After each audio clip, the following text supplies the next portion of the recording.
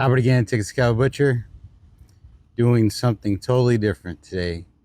So woke up early, started a fire. It's going to be a hot day today, but this has kind of been on my mind. I want to been playing around with it. I figured the worst thing that can happen is throw it in the oven afterwards, and we have some chopped brisket sandwiches. So what I got here is a just under 8 pound pre-trimmed brisket. It's a pretty little brisket.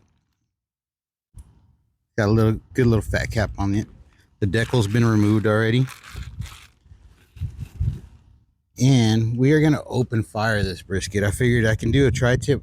Let's try a brisket. It's just going to take a little longer.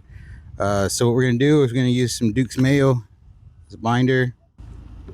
And then we're going to season it with some of this Killer Hogs brisket rub. Ideally, what I want to do is build a crust on this thing, then wrap it in paper, and then wrap it in foil, and then kind of just set it off to the side. I started a big old fire about 45 minutes ago with some smoky wood hickory sticks, and that's burned down to a good little pile of embers. I'm gonna hang out all day pretty much outside, just to tend to the fire, control the temp a little bit. All right, good layer of rub on this thing. I'm gonna mess with the fire a little bit. Be right back. Okay, so I broke down the fire. There's some embers everywhere. I got a little hot spot towards that far end with a couple fresh little mini logs, and that's where I'm gonna keep getting my embers from. But this is gonna be my cooking zone on this side towards me, and we're gonna go fat side up right off the bat. It's gonna be all about just watching it, babysitting it. Anybody that's ever been in Central Texas, Salt Lick, they do open fire like this, and they make a great brisket. They make a little bit of everything. Everything's open fire for them. So I'm just gonna watch this all day. I'll just keep reporting back little by little, show you how the colors are changing and how the bark's building up, and how we just keep building fires. Okay, so here we go. We're at 3 hours and some change. This brisket's got some beautiful bark. Probably some of the nicest bark I've seen on a brisket in a while. It hit an internal temp already of like 167, 168. I'm going to pull it and wrap it in paper and foil.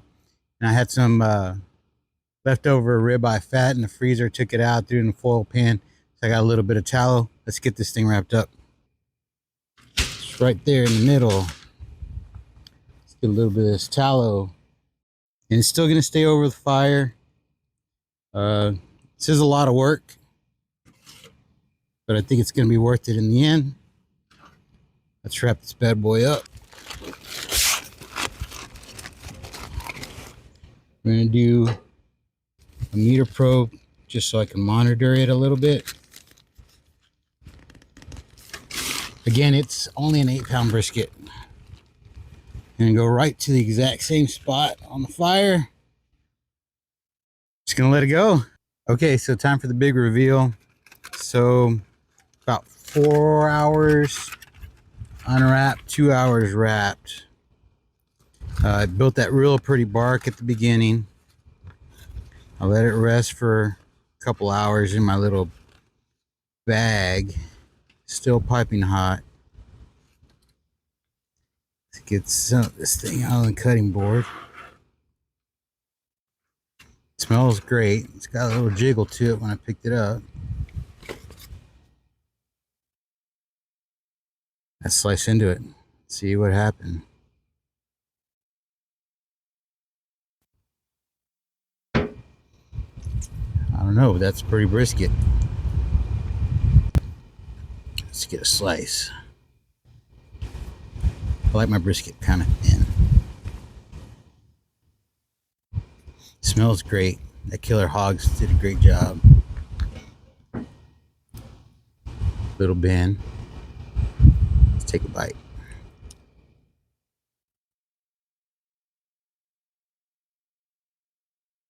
Wow. Not your traditional smoked brisket, but it's packed with some flavor, and it held up great on open fire. Hot, fast cook. over open fire, great little brisket. There's nothing wrong with that.